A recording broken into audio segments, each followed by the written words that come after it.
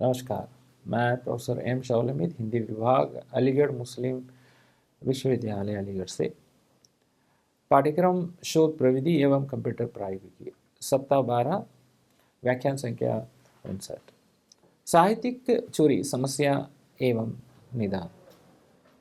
तो साहित्यिक चोरी हमने कल देखा था। अब उसमें जो समस्याएं हैं उस पर हम बात करेंगे और उसका निदान बात करेंगे। वैसे पिछले व्याख्यान में भी मैंने कुछ इससे संबंधित बात कर दिया था। अब दोबारा इस पर जो है एक विस्तार से व्याख्या होगी। तो हिंदी में शोध परंपरा अगर हम देखेंगे तो हिंदी भाषा और साहित्य में शोध की अपनी बहुत पुरानी परंपरा है। अब तक अनेक शोध कार्य हो चुके हैं। पहले हिंदी में शोध करने वाले की उपाधि प्राप्त करने वाले विदेशी थे, जिन्होंने विदेश में शोध कार्य शुरू किया है। तो क्यों ऐसा है? क्योंकि जितने भी यूनिवर्सिटीज़ थे जो बहुत प्राचीन, जब अंग्रेज़ों के समय में, वो यूनिवर्सिटी वगैरह विदेशों में थे। फिर भारत में विश्वविद्यालय आए। तो अब 1930 में हिंदुस्तानी ध्वनि विज्ञान पर भी जो है उपाधि जो है वो विदेश में हुई है। तो पीएचडी करने वालों में जो है मोहिद्दीन कादरी थे, जिन्होंने यह उपाधि उर्दू में लिया के लिए मिली थी। और तीसरा उल्लेखनीय प्रबंध जो है अवधि का विकास है। मतलब जो प्रबंध है वो है अवधि का विकास। तो वो बाबूराम सक्सेना ने लिखा। ये प्रयाग विश्वविद्यालय से उपाधि प्राप्त हुई थी।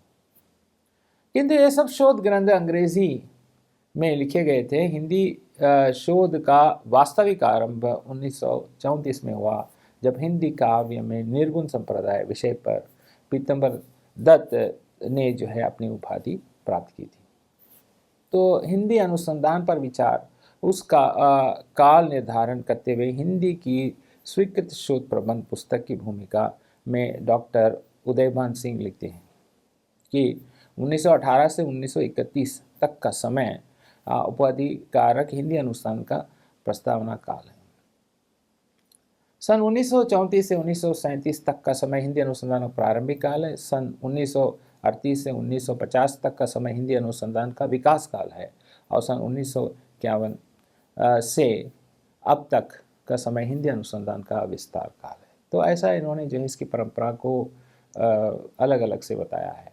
तो कहने का तात्पर्य ये है कि पहले पहले जो शोध है वो भारत में नहीं हुआ था हिंदी को लेकर।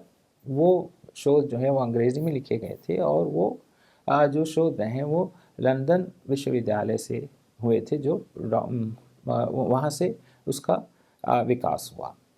तो फिर अब हम जब भारत में जब विश्वविद्यालय आ गए, तो फिर जब यहाँ भी हिंदी शोध आरंभ हुए थे। हिंदी में शोध की वर्तमान दशा और संभावना है। हिंदी में शोध की दिशाएं और संभावनाओं को समझने के लिए पहले आप शोध की वर्तमान दशा को देख लें, फिर आप उसकी शोध और संभावनाओं को देखेंगे। जब हिंदी में शोध कार्य शुरू हुआ और हिंदी अनुसंधान का विकास काल आरंभ हुआ, तब शोध अक्सर साहित्यकारों के व्यक्तित्व कृतित्व पर आधारित था। तो आज हम साहित्यकार का व्यक्तित्व कृतित्व, इसको हम शोध के रूप में नहीं मानते हैं। पहले शोधकार का जो है व्यक्तित्व कृतित्व साहित्यकारों पर वो एक शोध के रूप में माना जाता है। दूसरी तरह के शोध कार्य साहित्यिक कृतियों पर केंद्रित होते थे। तो उनकी कौन कौन सी कृतियाँ हैं, क्या किन किन विषयों पर लिखा है। तीसरी तरह का शोध कार्य साहित्येतर और काल संबंधित था, जहाँ पे काल से संबंधित है कि किस काल में क्या हुआ है। फिर एक चौथा क्षेत्र इसमें साहित्यिक प्रवृत्ति का भी आ जुड़ा, जिसमें अनेक वादों पर शोध कार्य शुरू हुआ। तो इस तरह से जो है शोध कार्य प्रारंभ हुआ था। इन चारों क्षेत्रों में शोध की संभावनाओं पर विचार करते हैं। तो यदि आप साहित्यकार पर केंद्रित शोध कार्य करना चाहते हैं, तो किसी ऐसे कवि, लेखक या साहित्यकार को चुनें जिसका किसी ने नाम भी मुश्किल से सुना हो। आप जैसे क्यों हम ऐसे कह रहे हैं कि उसका साहित्यकार का नाम जो है किसी ने मुश्किल, क्योंकि यही शोध है। क्योंकि जो जिसकी खोज है, जिसने बहुत अच्छा साहित्य लिखा है लेकिन वो लोगों तक नहीं आया, तो उन व्यक्तियों के शोध को, साहित्य पर हम शोध करें। तो जैसे प्रेमचंद का व्यक्तित्व कृति पर काम करने में कोई लाभ नहीं है। अब क्यों लाभ नहीं है? क्योंकि बहुत ढेर सारे इतने शोध हो चुके हैं प्रेमचंद पे, कि जिसमें जो है उनके व्यक्तित्व पर काम करने वाले बहुत हैं, हो गए हैं। आप अभी हमें किस पर करना है? उस पर करना है जिसमें शोध जो है नहीं किया गया हो या जो नया हो। दूसरी प्रवृत्ति साहित्यिक कृति पर केंद्र शोध कार्य यह है कि आपको पता कि जिसमें प्रसिद्ध साहित्यकार कृति को केंद्रित में रखकर शोध कार्य करना चाहिए। तो अच्छी तरह से पाठ विश्लेषण करना चाहिए। संबंधित शोध कार्य एक कृति पर भी हो सकती है और किसी रचनाकार के संपूर्ण कृतियों को विवेचन करने पर भी हो सकती है। अब दूसरा है कि आप एक बहुत बड़ी कृति हो, छोटी कृति से कोई नहीं लिख पाएंगे हम, बहुत बड़ी कृति हो, बहुत मोटी सी कृति हो, जिसे ज़्यादा पन्ने हो उसमें, या उनके कई रचनाओं पर हो सकते हैं। तो साहित्येतर इतिहास में काल संबंधी शोध कार्य करना कुछ कठिन है, पर दशकों में जो है इसके साहित्य में अनेक विधाओं को देखा जा सकता। उदाहरण के लिए हिंदी कविता 8वां 9वां दशक एक मॉडल शोध प्रबंध है। तो अब यहाँ पे आप देखेंगे कि एक काल क्रम पर देखें, जो बंटवारा करके, बांट करके जब उस साहित्य को लिखा जाता है कि इस काल से इस काल तक, तो वहाँ पे हम देखेंगे कि कितने काल तक, कितनी अवधि तक उनकी रचनाएं या जो भी रचनाएं वो एकत्रित होती हैं। तो और उसकी परंपरा को रेखांकित करते हैं, बड़ी चुनाई। साथ ही साहित्य ऐतिहासिक और काल विशेष के संदर्भ में किसी रचना को रेखांकित करना भी एक चुनौतीपूर्ण क्षेत्र है। जहाँ तक साहित्यिक प्रवृत्ति पर आधारित शोध कार्य है, ये थोड़ा अलग है। जहाँ पे हम साहित्य की प्रवृत्तियों पर करेंगे, किसी साहित्यकार को बिना परंपरा और पृष्ठभूमि में अपना स्थान जो स्थापित जो करना है, जो किया है, उस पर जो है हम शोध करने बहुत मुश्किल होगा। तो इस प्रकार इन चारों विषयों की प्रवृत्तियों पर केंद्रित शोध कार्य में संभावना है। तो अभी आप जो साहित्यकार परंपरा को पालन करता है उस पर शोध कर सकते हैं। जो परंपरा मतलब उनके जो लेखन में एक परंपरा आती है या एक पृष्ठभूमि है, ठीक है। तो परंपरा चली आती है कि शोध किसी साहित्यकार के व्यक्तित्व और कृतित्व पर कर लिया जाए, पर यदि उसको बस ऐसे ही कुछ करना हो तो ऐसे व्यक्तित्व कृतित्व को सामने लाने का साहस करें जिसके नाम का भी उल्लेख हिंदी साहित्य इतिहास में भी ना हो। तो इस पर हमें ध्यान देना चाहिए। जिसका पहले से ही नाम है उससे करना बेकार है। तो इन सब चीज़ों पर अगर आप देखेंगे, जो साहित्य की उनकी जो कृतियां हैं और कृतियों में जो एक बड़ी सी कृति या उनकी रचनाओं में हैं, या अगर हम देखें कि एक कालखंड की जो कृतियां हैं उसको करें, या जो साहित्य से हटकर जो कोई चीज़ और है जो उन्होंने लिखा है, तो उन सब चीज़ों को जो मतलब इन विधाओं से हटकर, तो उस पर भी हम कर सकते हैं।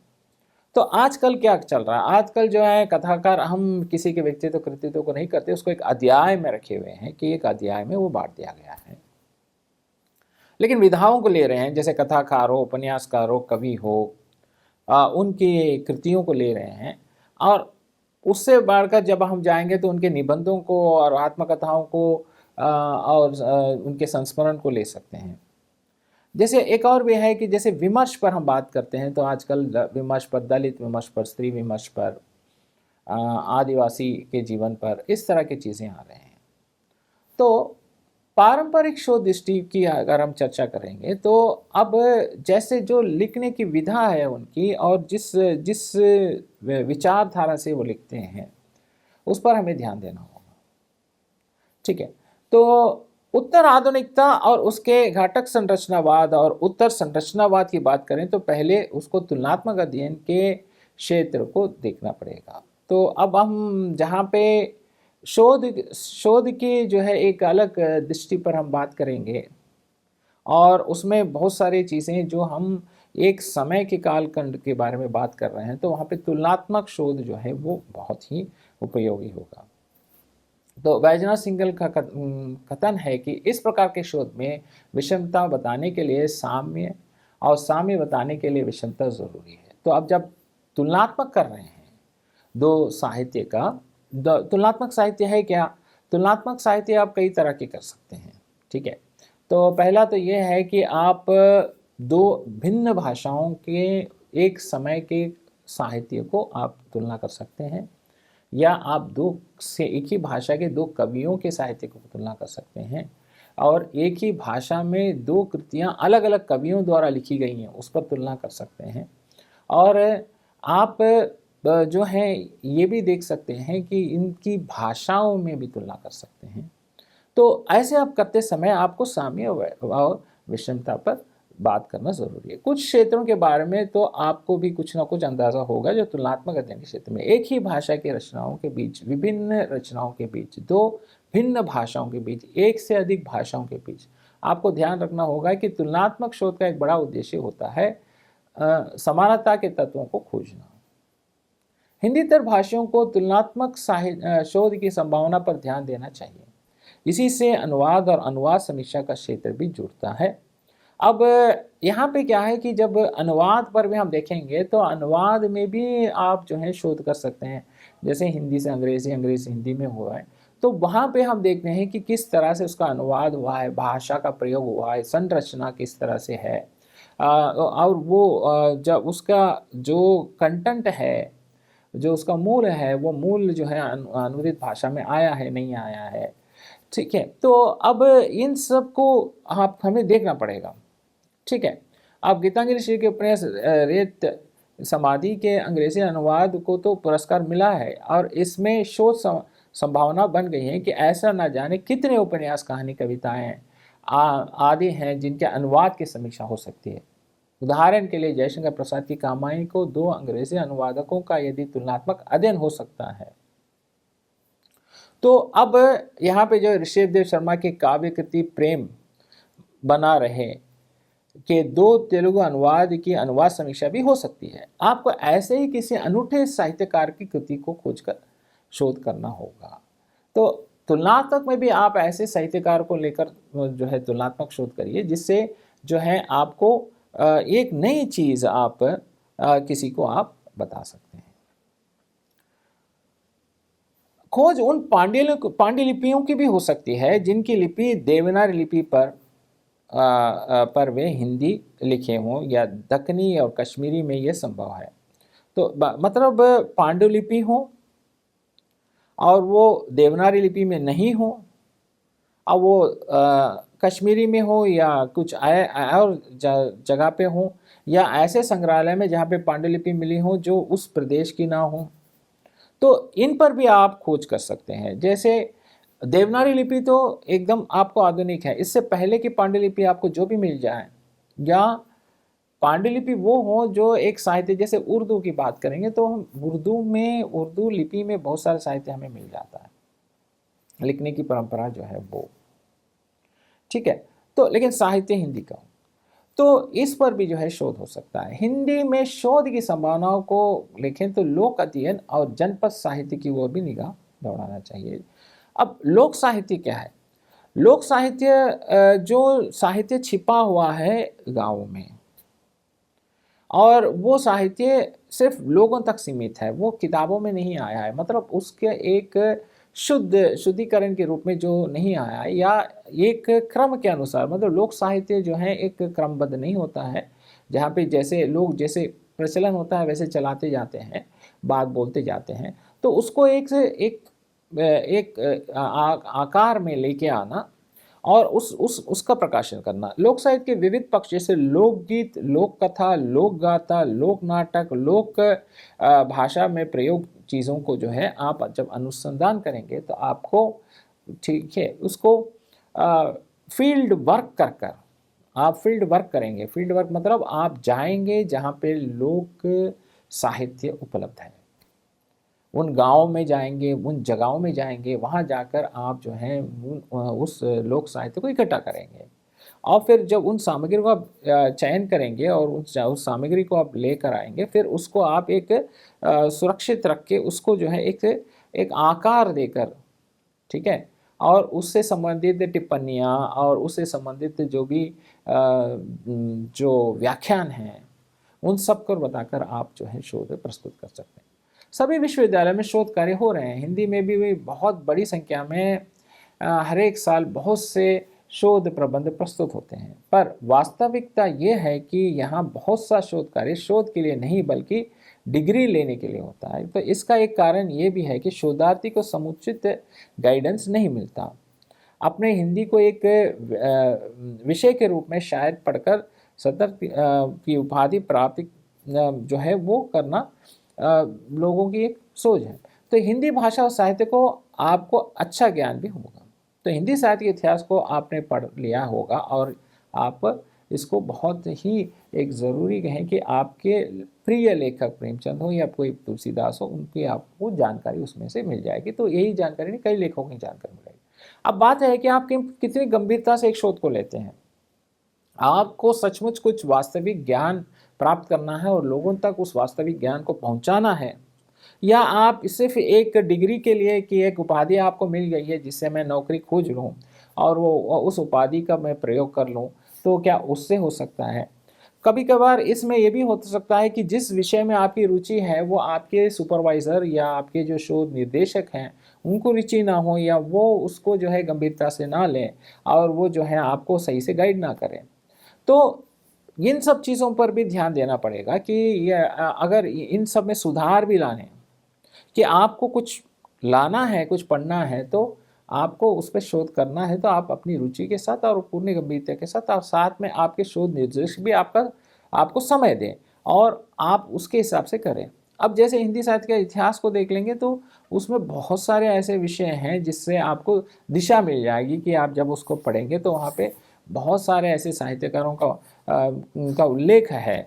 और विधाओं में जैसे काव्य हो, गद्य हो, भक्ति हो, आधुनिक हो, बहुत सारे ऐसे विधाओं में और कालखंडों में विभाजित चीज़ें हैं जो आपको प्राप्त हो सकते हैं। जब आप एमए करते समय ही आपके मन में इन सब चीज़ों को लेकर एक दृष्टि उत्पन्न हो जानी चाहिए कि आप शोध करेंगे तो इस पर करेंगे, भक्ति काल पर या रीति काल पर या आधुनिक काल पर, उसमें एक कोई रचनाकार की कृति पर। तो ये अवश्य है। और दूसरी बात है कि एमए पढ़ते समय ही आप अपनी भाषा और आपको साहित्य का ज्ञान, दोनों में आपको ज्ञान बढ़ाना है। आपकी हिंदी भाषा को सुधारनी चाहिए कि हिंदी का प्रयोग बहुत सही तरीके से आप करना चाहिए, शब्दों के प्रयोग में, शब्दों के चयन में, और साहित्य को भी आप बहुत अच्छी तरह से समझ लेना चाहिए। जब आप साहित्य को भी नहीं समझेंगे तो फिर उसको आप शोध में जब आएंगे तो वहाँ पे आपको बहुत मुश्किल होगा। जैसे इसके साथ साथ जो है रोजगार पर एक प्रयोजनमूलक हिंदी अनुवाद, ऐसे कई और विषय भी हैं जिस पर आप शोध कर सकते हैं और उसमें आप जो है उससे संबंधित भी बहुत सारी नौकरियां भी हैं जिसको आप अच्छी तरह से प्रयोग कर सकते हैं उन जो है रोज़गारों को ढूंढने में। जैसे अभी आप फंक्शनल हिंदी FCH है या अनुवाद है, इस पर करेंगे तो आप अनुवादक के रूप में भी जा सकते हैं और शोध जो है वो अनुवाद में भी है। आपका जो है फंक्शनल हिंदी में भी, जैसे कार्यालय की भाषा क्या है, कार्यालय से संबंधित दस्तावेजों पर भी जो है बहुत सारे शोध हो रहे हैं।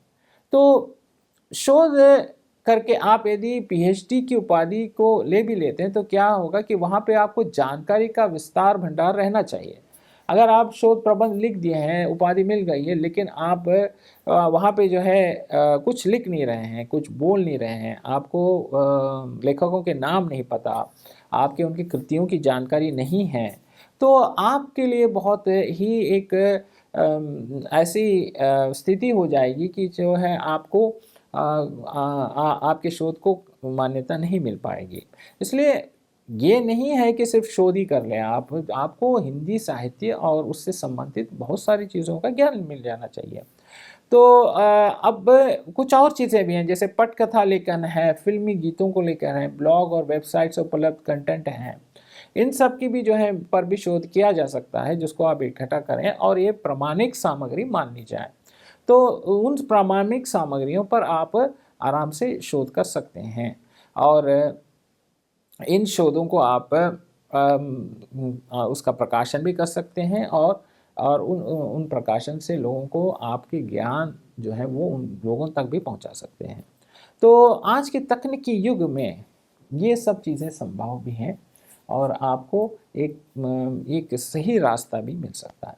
तो यहाँ मैंने कुछ शोध से संबंधित चीज़ें बताई, जैसे शोध में हिंदी शोध की परंपरा क्या है, और हिंदी शोध में जो है वो वर्तमान दिशा और संभावनाएं क्या हैं, इसका उसको भी मैंने दिखाया है। अब हम जाएंगे कि शोध में साहित्यिक चोरी क्या है। अब शोध में साहित्यिक चोरी पर हम बात करेंगे, जैसे पिछले व्याख्यान में, कि साहित्यिक चोरी क्या है और उस पर जो है किस प्रकार के दंड अपराध हो सकते हैं। अब हम कैसे उसको जो है उन साहित्यिक चोरी से बचना है हम लोगों को। तो अगर हम उसको सही से नहीं बच पाएंगे उन चोरियों से, तो फिर हमें दंड भी मिल सकता है और हमारा जो काम है वो प्रमाणिक नहीं माना जाएगा। वो उसको जो है यूनिवर्सिटी जो है वो अब उपाधि नहीं दी। तो शोध में साहित्यिक चोरी क्या है? साहित्यिक चोरी तब होती है जब आप मूल लेखक को मान्यता दिए बिना किसी और की रचना का उपयोग करते हैं। तो साहित्यिक चोरी को चोरी माना जाता है और इसके गंभीर परिणाम और कठोर दंड अक्सर भुगतने पड़ते हैं। ये आम तौर पर कई क्षेत्रों में पाया जाता है, खासकर अकादमिक लेखन में, जहां अवधारणाएं और कथनों को उचित उदाहरण दिए बिना किसी मूल स्रोत से लिया। तो जहां पे आप अकादमिक लेखन होते हैं, अवधारणाएं होते हैं, कथन होते हैं, उसको आप उदाहरण नहीं देते और उसको आप मूल स्रोत में ले लिया होता है, तो वहाँ पे साहित्यिक चोरी मानी जाती है। इसको आप जब भी आप कुछ लिखेंगे तो आपको जो है वो उदाहरण देकर लिखना पड़ेगा। शोध में किसी भी प्रकार के साहित्य चोरी से कैसे बचें? शोध में इस प्रकार के साहित्य चोरी से बचने से जो है कई तरीके हैं। जैसे पहला तरीका है कि सुनिश्चित करें कि आप जो भी साहित्यिक चोरी के संबंध में है उसकी जानकारी आपको हो। पहली बात है, बचने का तरीका यह है कि जब तक आपको ज्ञान नहीं होगा तब तक आप बच नहीं पाएंगे। तो ज़रूरी है कि आप साहित्यिक चोरी से बचना है तो आपको साहित्यिक चोरी क्या, क्योंकि अनजाने में ही आप जो है बहुत सारे साहित्य ऐसे लिख देते हैं जो साहित्यिक चोरी मान ली जाती है। आपको ही पता नहीं चलता कि आपने साहित्यिक चोरी की है। ठीक है, तो आप जो है जब आप उससे परिचित हैं तब आप को पहचान सकते हैं। दूसरा तरीका है कि ऑनलाइन साहित्य चोरी जो है जांचकर्ता का उपयोग करते हैं। तो आप ये कैसे पकड़ा जाता है? जब ऑनलाइन में इस साहित्य चोरी को जो है जांच में डालते हैं तो जांच में जो चेकर होता है, जो सॉफ्टवेयर होता है, वो उसको पकड़ लेता है और उसको जो है वो साहित्य चोरी में कितना आपकी चोरी है उसका प्रतिशत दे देता है। ठीक है, तो इसलिए आप जब भी कोई शोध पत्र या शोध प्रबंध आप जमा कर रहे हैं तो आपको पहले इन पे ध्यान देना है कि आप उसमें साहित्य जो शोध लिखने का जो तरीका है उस तरीके को आप अच्छी तरह से समझे हुए हो। तो कुछ चीज़ें जो ये आई को लेकर अब हम बात करेंगे, तो ये आई आपको चीज़ों का ज्ञान तो देता है, लेकिन उससे आप जो है उस ज्ञान को लेकर आप शोध प्रबंध ऐसे ही कट पेस्ट मतलब निकाला और चिपका दिया, ऐसे आप करेंगे तो वो साहित्यिक चोरी में ही आपको जो है बताया जाएगा। तो साहित्यिक चोरी को ये जो है जांच कैसे होती है, जो मैंने आपको पिछले क्लास में बताया है कि वो जितने भी सर्वरों पर जो भी विषय हैं उन विषयों को जो है आपके मूल विषय से तुलना की जाती है। अब जब उसकी तुलना की जाएगी तो आप जितने भी आपने उन उदाहरणों को बिना चिन्हों के, जो इन्वर्टेड कमास बोलते हैं, जो इन्वर्ट कमा वो सिंगल और डबल इन्वर्टेड कमा, तो इसके बिना अगर आपने इस्तेमाल किया हो और आपने ये नहीं बताया हो कि ये उदाहरण जो है वो आपके नहीं हैं, किसी और के हैं जो आप इसको लिए हैं, अगर ये आप नहीं बताएंगे तो वो सब जो है पकड़ा जाएगा और वहाँ पे जो है हाईलाइट कर देंगे, उसको जो है लाल रंग से बताया जाएगा कि ये चीज़ें आपने चोरी की हैं और ये आपका इतना प्रतिशत आपकी साहित्यिक चोरी है। तो स्रोतों का हवाला देने से सुझाव है, साहित्यिक चोरी का अर्थ है जो मूल लेख को श्रेय नहीं देना है। ठीक है, अब जो स्रोतों को आप ले रहे हैं तो उसका हवाला आप कैसे देंगे? आप हवाला देंगे कि ये संदर्भ है, ये इनके अमुक है बात है। किसी के विचार पर आप बात कर रहे हैं तो आप बताएंगे कि प्रेमचंद के विचार हैं या जयशंकर प्रसाद के विचार हैं, किन के विचार हैं, रामचंद्र शुक्ल के विचार हैं, किन पे विचार हैं। तो जब तक आप इन चीज़ों का हवाला नहीं देंगे और आप सीधे सीधे आप अपना लिखते चले जाएंगे तो साहित्यिक चोरी में है। तो अपने शोध में जिन स्रोतों से आप परामर्श लेते हैं उन पर नज़र रखें। आप अपने स्रोतों के उद्धरण देना या उन पर सार प्रस्तुत करना, ठीक है। तो उसको एक सार प्रस्तुत करने का उपयोग करते समय वहाँ पे आप स्वयं अपने विचार जोड़ सकते हैं कि इनके विचार हैं और आप वहाँ पे आपके विचार भी जोड़ सकते हैं। पाठ में उद्धरण और अपनी संदर्भ सूची में मूल लेख के श्रेय देना चाहिए। अगर आप मूल लेखक को श्रेय नहीं देंगे, यहाँ पे उद्धरण लें, तो वो साहित्य चोरी बनती है। और सबमिट करने से पहले साहित्यिक चोरी जांचकर्ता का उपयोग करें और उससे जो है आप खुद कुछ उपकरणों से आप जो है उसको जो उसमें जांच करें और उसको दोनों को लगाकर देखें कि क्या कुछ चीज़ें आपको जो इनपुट और आउटपुट में हैं। तो जो अब एआई भी बहुत सारी चीज़ें आपको बता देगा कि आपने इतने प्रतिशत आपने ले लिया है। तो जो हाईलाइट होंगे उन पर ध्यान दें कि ये इस प्रकार से हाईलाइट क्यों हुए हैं और इसमें आप किस तरह से उसको रोक सकते हैं। तो विश्वविद्यालय अनुदान आयोग साहित्य चोरी के रोकथाम के लिए जो है 2018 में नियम बनाए हैं, जो उच्च शिक्षा संस्था के अकादमिक खंड में के आधार पर जो साहित्यिक चोरी उसके रोकथाम के लिए नियम बनाए हैं कि जो है जो पीएचडी या एमए या मास्टर शोध में या एमफिल में चोरी के लिए दंड निर्धारित किए हैं। 2025 तक ये 2018 के नियम अधिकारी यूजीसी साहित्य चोरी नीति बनाई हैं। हालांकि एआई लेखन उपकरणों के उदय से AICTE के नए निर्देशों के साथ संस्था इस बात पर पुनश्चर्या करते हैं कि आधुनिक शैक्षणिक परिदृश्य में साहित्य चोरी को कैसे निपटाएं। तो उसके लिए कुछ सॉफ्टवेयर्स हैं, वो सॉफ्टवेयर जो हैं उन चीज़ों को पकड़ते हैं। तो यूजीसी साहित्यिक चोरी के नियम दोनों की मुख्य विशेषता ये है कि प्रत्येक उच्च शिक्षा संस्था को साहित्यिक चोरी नीति अपनाना होगा और उसे अपने वेबसाइट पर प्रकाशित करना होगा। जो जितने भी थीसिस वगैरह होंगे उनको आप वेबसाइट पर डालेंगे। छात्रों को एक वचन पत्र पर हस्ताक्षर करना होगा कि उनका शोध संबंध मूल है तथा यूजीसी द्वारा अनुमोदित प्रबंध सॉफ्टवेयर से जांच करना होगा। तो उनको लिखना होगा कि ये मेरा मूल प्रबंध है, इसमें मैंने चोरी नहीं की है, और उसको एक सॉफ्टवेयर जो होता है, जो चेकर होता है, वो चेकर से आपको करना होगा। पर्यवेक्षण को यह प्रमाणित करना होगा कि उनके मार्गदर्शन में किया गया कार्य साहित्यिक चोरी से मुक्त है। तो शोध के जो निर्देशक हैं वो भी देखना होगा कि किस तरह से इसका शोध सही है, ये शोध की चोरी। तो सुपरवाइजर को तो पता रहता है कि कहाँ से लिया है, कहाँ से नहीं लिया है, क्योंकि उनका अध्ययन होता रहता है। लेकिन जो मशीन से जब होके और प्रमाणिक रूप से आ जाता है तो उससे बढ़कर कोई और चीज़ नहीं है। जो हर एक वाक्य शब्द को मशीन जो है वो कंप्यूटर में उसको चेक हो जाता है। उस शोध संस्था को अनुमोदन के लिए महीनों के भीतर शोध प्रबंध शोध गंगा को प्रस्तुत करना होगा। तो एक शोध गंगा एक पोर्टल है, वेबसाइट है, जहाँ पे सभी शोध प्रबंध को चढ़वाए, मतलब इनपुट किया जाता है वहाँ पे, और वहाँ पे आप अपने शोध के जैसे उपाधि दी जाती है तो उसके बाद उसको 1 महीने के अंदर अंदर जो है शोध गंगा में चढ़वा दें, जो इंटरनेट पे उपलब्ध हो जाएगा।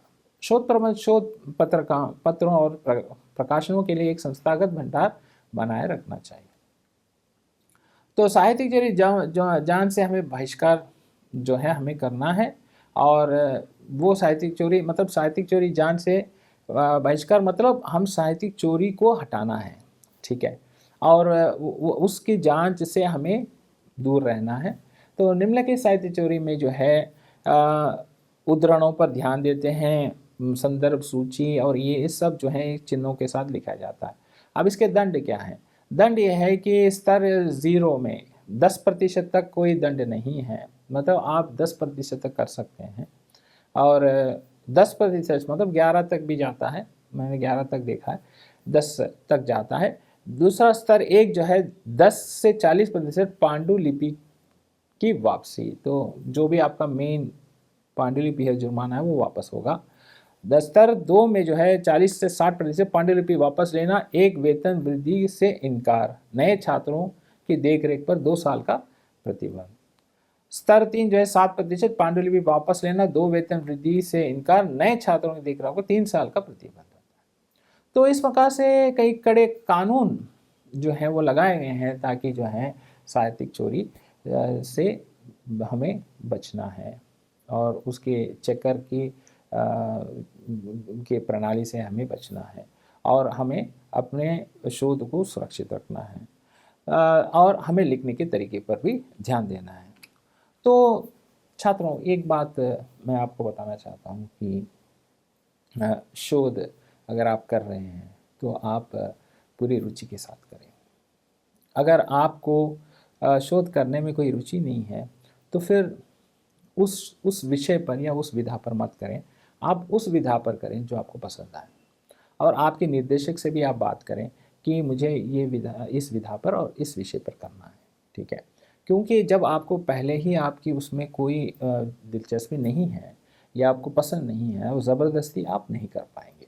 आज जैसे कविता है तो कविता का जो व्याख्या करेंगे, तो व्याख्या अगर आपको करना पसंद है, ठीक है, या तो उपन्यास को लिख रहे हैं तो आपको उपन्यास में कुछ ऐसे जो जिस तरह से समाज या ये पात्रों का जो मिश्रण होता है वो आपको पसंद नहीं है, या कहानी है जो सिर्फ एक विषय पे जाएगी, या तो आप अपने विचार पर जो है ध्यान रखें और आप अपने शोध निर्देशक से बात करें। दूसरी बात है कि जब आप करें तो आप ये सोच के करें कि इसको प्रकाशित करना ही है, ये मत सोचिए कि सिर्फ उपाधि के लिए है। क्योंकि जैसे ही आपकी जो शोध प्रबंध है वो आपको उपाधि मिलते ही वो शोध गंगा में प्रकाशित हो जाएगी। इसलिए जो भी करना है आपको सावधानी से करना है, ये नहीं कि वो किताब के रूप में बंद हो जाए, नहीं। आज के समय में वो पूरे वेबसाइट पे पूरी पूरी दुनिया में वो फैल जाता है। तो इसलिए आपको सही तरीके से करना है और जो भी आप चीज़ें करेंगे उन चीज़ों पर आपको ध्यान देना है, ठीक है। तो कुछ प्रसिद्ध हिंदी ग्रंथ एवं लेख जो है, हिंदी उपन्यास एक अंतरयात्रा रामदर्श मिश्र, हिंदी उपन्यास एक सर्वेक्षण महेंद्र चतुर्वेदी, हिंदी उपन्यास उपलब्धियाँ डॉक्टर लक्ष्मी सागर वार्ष्णेय, हिंदी उपन्यास कला प्रताप नारायण टंडन, नई कहानी उपलब्धि और सीमाएं डॉक्टर गोवर्धन सिंह शेखावत, नई कहानी की भूमिका कमलेश्वर, नई कहानी की मूल संवेदना डॉक्टर सुरेंद्र सिन्हा और भारतीय सौंदर्य शास्त्र की भूमिका डॉक्टर नगेंद्र। और किताबें भी हैं जैसे तो संदर्भ में जहाँ पर हम देखेंगे कि कुछ पुस्तकें और ग्रंथों को हमने लिया है जो आपके संदर्भ में हो। जैसे हमने MA तृतीय सेमेस्टर के जो पेपर 10 के दूरस्थ शिक्षा निदेशालय मौलाना आज़ाद नेशनल उर्दू यूनिवर्सिटी हैदराबाद तेलंगाना भारत, इसमें से जो है MAHN 302 CCT शोध प्रविधि, इसमें से हमने कुछ मटेरियल को कलेक्ट किया है जिससे आप हमारे शोध की सब चीज़ों को बता रहा हूँ कि इसकी परंपरा क्या है और ये है, वो सब चीज़ें वहीं से ली गई है उदाहरण संदर्भ के रूप में। और कुछ चीज़ें हैं जैसे प्लेजरिज्म से संबंधित या साहित्य चोरी से संबंधित, वो हमने वेबसाइटों से ली है। तो इन सब से हमने सामग्री को लिया है ताकि इसकी अब मैं व्याख्या कर सकूं, इसको मैं आपको पढ़ा सकूं, समझा सकूं, इस विषय को आप अच्छी तरह से जान सकें। इन संदर्भों के सहारे से मैं आपको शिक्षा दे सकूं और आशा है कि ये जो है व्याख्या आपको लाभदायक व्याख्यान है। तो यहाँ पे हम तीनों लोग हैं, प्रोफेसर मिराज अहमद साहब, मैं प्रोफेसर शाहुल हमीद और एक डॉक्टर गुलाम फरीद साहब भी हैं। तो हम तीनों ने 20-20 60 व्याख्यान दिए हैं। तो हमने ये कोशिश की है कि शोध से संबंधित जितनी भी जानकारी हैं वो सब जानकारी आपको दे। तो हमने पूरी कोशिश की है कि आपको जानकारी इसमें दिए हैं, ठीक है। तो इसके बाद मेरा एक और व्याख्यान है, वो है 60वां व्याख्यान। तो उस 60वें व्याख्यान में हम और भी चीज़ों को देखेंगे, जैसे एक अच्छा आलेख कैसे रहना चाहिए, इस पर हम बात करेंगे, ठीक है। तो आज का व्याख्यान ही समाप्त होता है। धन्यवाद, नमस्कार।